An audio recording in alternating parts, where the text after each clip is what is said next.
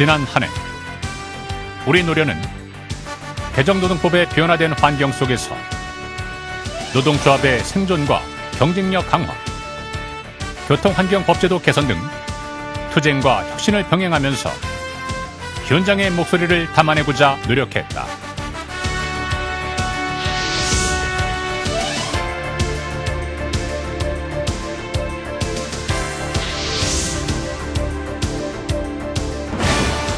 복수 노조 시대인데요. 연맹에서는 거기에 대한 대책은 있습니까?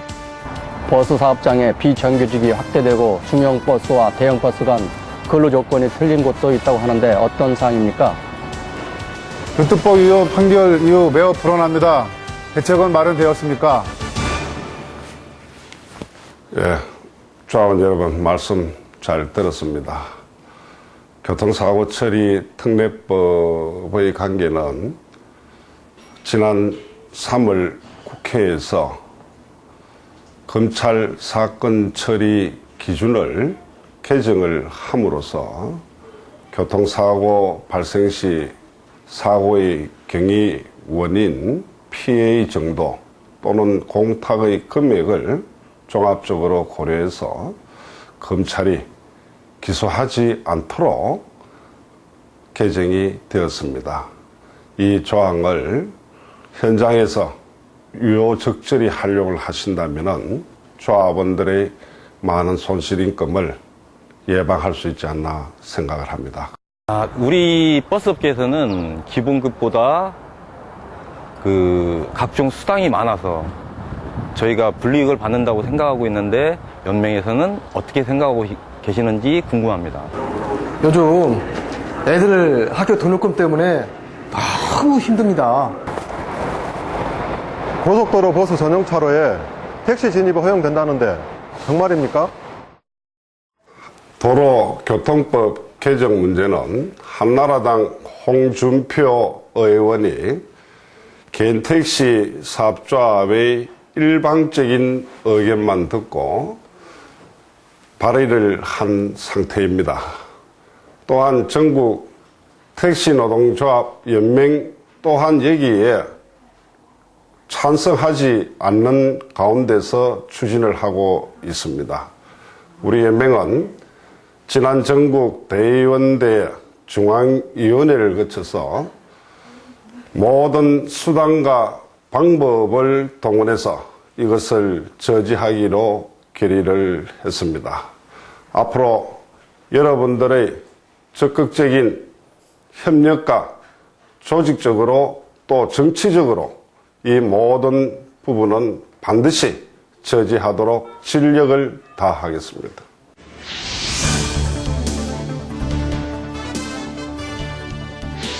지난해 12월 연맹 제20대 위원장으로 현 김주익 위원장이 조직의 화합 속에 단일 입후보하여 대의원들의 압도적 지지로 당선되었다. 김주익 위원장은 변화하는 환경 속에서 현장과 적극적으로 소통하면서 제도와 시스템을 정비하여 내부 경쟁력을 확보하고 강력한 지도력을 구축하겠다는 의지를 밝혔다. 연맹은 이런 기조에 맞게 현재 복수노조 시행에 따른 전략적 대응책을 마련하는 등 상시적인 투쟁본부로 전환한 상태다.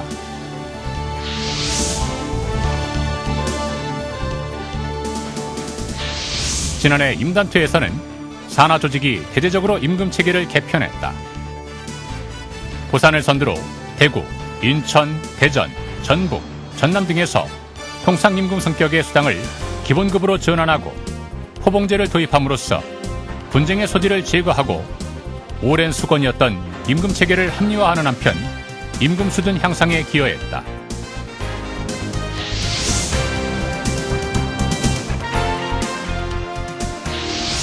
서울, 대구, 대전, 경기, 전남 등 대부분의 지역이 현 전임자들의 활동을 차질 없이 확보했으며 올해는 충남, 울산 등에서도 어려움을 무릅쓰고 이를 관철시켰다.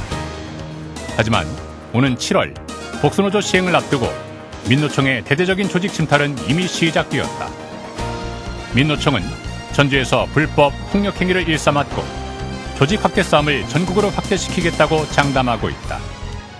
이에 연맹과 한국노총은 지난 3월 19일 전북지역 자동차 노조 조합원들의 노동권 확보와 민노총의 불법 폭력 행위를 규탄하기 위한 전국 노동자 결의대회를 개최하고 민노총의 조직 침탈에 공세적으로 대응했다. 하지만 일부 정치인들이 민노총의 일방적인 주장을 편향적으로 받아들이며 중재에 나서 또 다른 갈등의 불씨를 키워놓았지만 결국 민노총은 성과 없이 조합원들에게 막대한 피해만 준 채 파업을 풀었다. 연맹은 복수노조 시대를 앞두고 허위, 왜곡 선동에 강력히 대처하고 조직 내부의 대응 체계를 강화하고 있다. 이를 위해 경북 지역 조직 선봉대 발대식을 시작으로 지역별로 외부 세력의 조직 침탈을 능동적으로 막아내기 위한 선봉대 구성에 주력하고 있다.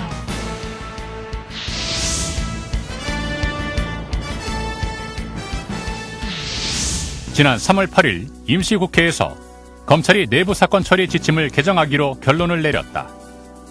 일선 검사들의 교통사고 처리 기준이 되는 지침 개정으로 사고의 원인과 경과, 공탁 금액, 과실 정도를 감안함으로써 열악한 환경에서 운전하는 조합원들에 대한 공소 제기가 크게 줄어들어 피해가 대폭 감소할 것으로 예상된다. 이러한 성과는 조합원들의 적극적인 서명운동을 통한 의지의 결집, 택시 노련과의 공조, 그리고 무엇보다 조직 간부들의 관심과 참여의 결과가 아닐 수 없다.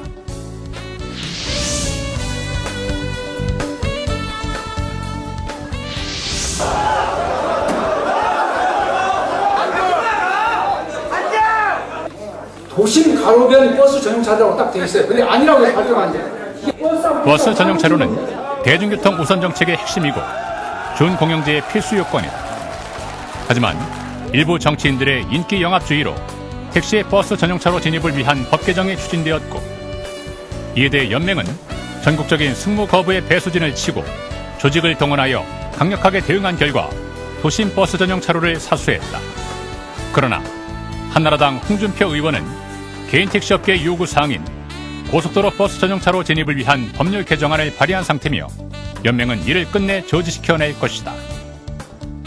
또한 지난해 전국을 공포로 몰아넣었던 CNG 버스 폭발 사건의 원인을 분석하고 대책을 제시하는 등 교통안전을 위한 제도 개선에 주력했으며, 연맹의 제안대로 정부의 관리 체계가 일원화되고 CNG 용기에 대한 점검이 강화되는 등 안전체계가 정비되었다. 연맹은 올해 노동부 노동단체 지원사업의 일환으로 교통사고 예방을 위한 체험교육 활성화와 교통사고에 따른 고용불안을 줄이기 위한 연구 작업과 지역 노사민정 합의를 위한 제도 마련에 주력할 예정이다. 이처럼 대중교통체계 개편은 정부, 국회를 대상으로 주요 정책을 관철시키는 과정이다. 연맹은 현재 정부가 제정을 추진 중인 교통기본법안에 노동조합이 참여하는 교통산업협의회 구성을 관철시킴으로써 교통산업 종사자의 근로여건 개선, 복리 증진, 애로사항 해소 및 권익 향상 등에 크게 이바지할 것으로 전망된다.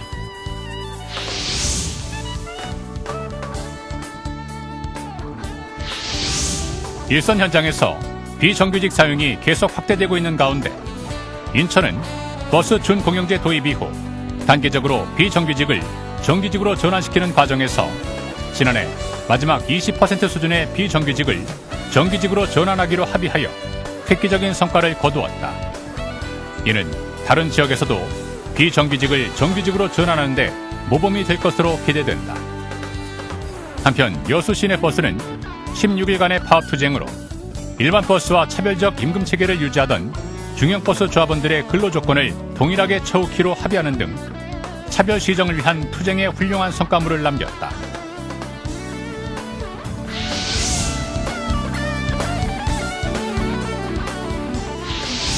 지난 2년 동안 변화하는 환경 속에서 유리한 단체 협약 갱신과 조직 경쟁력 강화를 위한 능동적인 개혁을 추진하기 위하여 대규모의 지역별 교육이 진행되었다. 지난 한 해 동안에는 총 8회에 걸쳐 노조 간부 527명이 교육에 참석했으며 시내, 농어촌, 시외, 고속업종, 부산, 충남, 경북 노사교육 등 지역과 업종에서 가장 첨예하게 대립되는 갈등 요인을 예측하고 우리의 대응 전략을 수립한 것이다.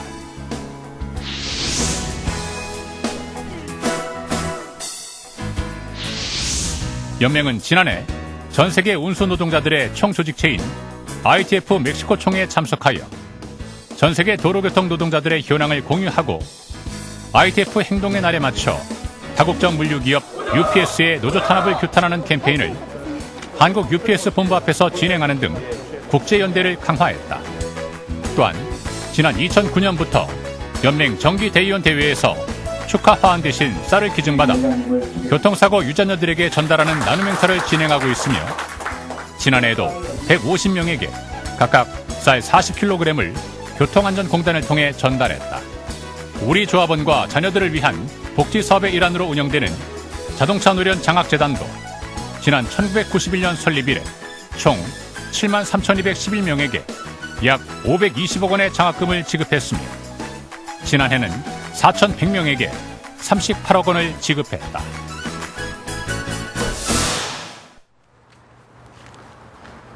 친애하는 조합원 동지 여러분, 불과 40일 후에는 우리 노동 환경이 급격히 변화가 될 것입니다. 복수 노조 문제 등 산적한 많은 문제들이 아무리 많다 할지라도 우리들의 차돌 같은 결속력과 단결력이 전제로 하고 우리가 이것을 해결하겠다는 강력한 행동의 의지만 있다면 모두가 하나 되어서 이 어려운 시기를 능동적으로 극복할 수 있기를 기대를 합니다. 연맹 또한 할 수 있는 모든 부분을 보다 더 능동적이고 적극적으로 해결하도록 최선의 노력을 다합시다. 다가오는 어려운 시기 오히려 우리 자동차 노동조합 연맹이 더욱 발전하는 발전의 기회를 만듭시다. 감사합니다.